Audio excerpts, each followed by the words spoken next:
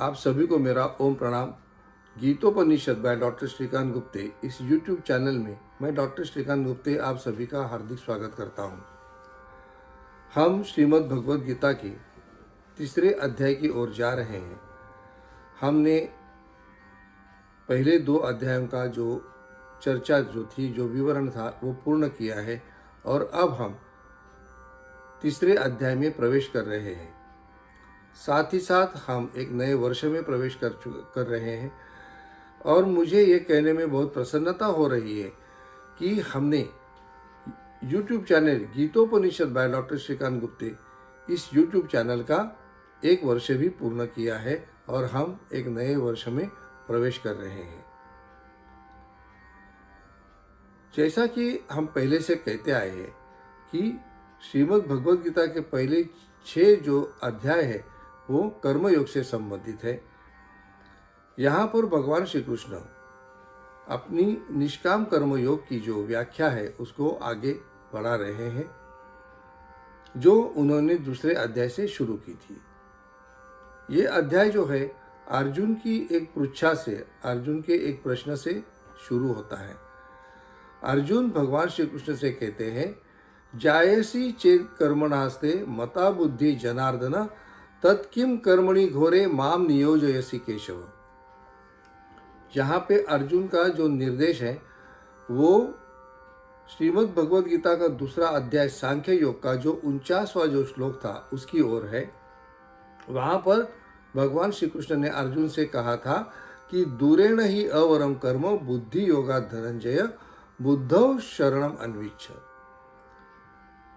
भगवान ने कहा था कि बाह्य कर्म जो है वो बुद्धि से बहुत कनिष्ठ है और बुद्धि बहुत श्रेष्ठ है। इसके लिए तुम बुद्धि के शरण में जाओ। यहाँ पर अर्जुन वही बात आगे चलाते हैं और पूछते हैं कि हे केशव, हे जनार्दन, जायसी चेत कर्मणास्ते मता बुद्धि जनार्दन।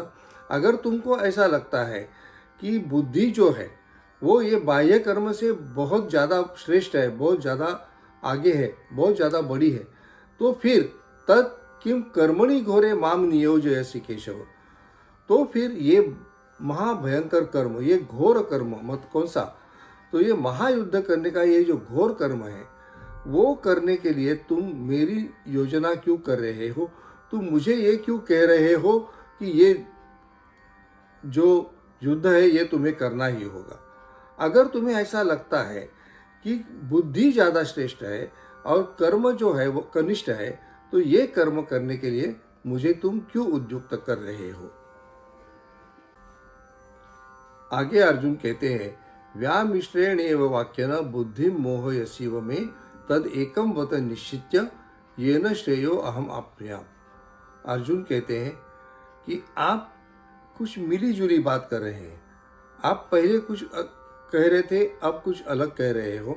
इस तरह से ये मिश्रित भाषा जो है, ये मिश्रित जो आपका उपदेश है,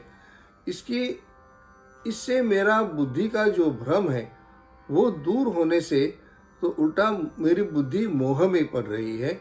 इसके लिए भगवान, जिससे मेरा भला हो, ऐसी एक वार्ता, ऐसा एक उपदेश मुझे निश्चित रूप से कहो। ये अर्जुन का कहना है, क्योंकि अर्जुन ने पहले ही दूसरे अध्याय में भगवान से कह दिया है कि शिष्यस्तेहम शाधि माम त्वाम प्रपन्नम। मैं आपका शिष्य हूँ और आपकी शरण में आया हूँ, आप मुझे मेरा भला कीजिए। ऐसा अर्जुन ने पहले ही दूसरे अध्याय में भगवान से कहा है। वही बात को अर्जुन कहते हैं कि जिससे मेरा भला हो, ऐसी जो बात है वो निश्चित रूप से मुझसे कहो।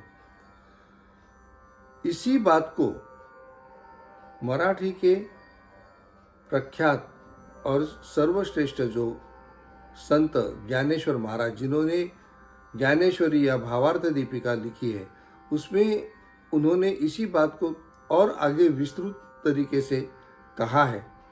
और वो कहते हैं कि हे केशव, मैं हमेशा ये चाहता था कि आपसे मैं कुछ कहूँ या आप मुझसे कुछ उपदेश करें।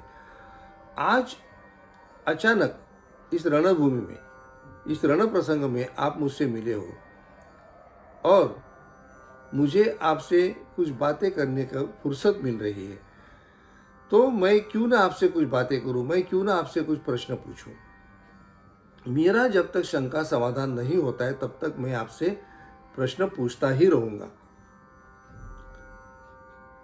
रोगी को दवा तो देनी है, औषध देनी है, उसको वापस उसकी प्रकृति की स्थापना करनी है, तो इसके लिए वैद्य को रोगी को दवा देनी है, विष नहीं देना है।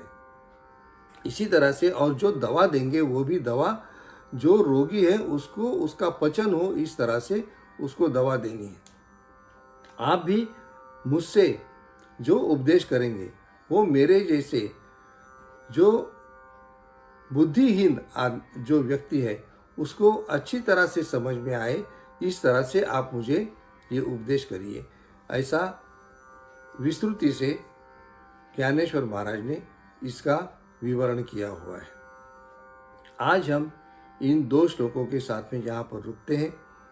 आपको मेरा ये प्रयास कैसा लगता है, आपको ये मेरा उपक्रम कैसा लगता है, ये आप मुझे ज़रूर बताइए और आपके सुझाव, आपके मंतव्य, आपके विचार मुझ तक ज़रूर पहुँचाइए।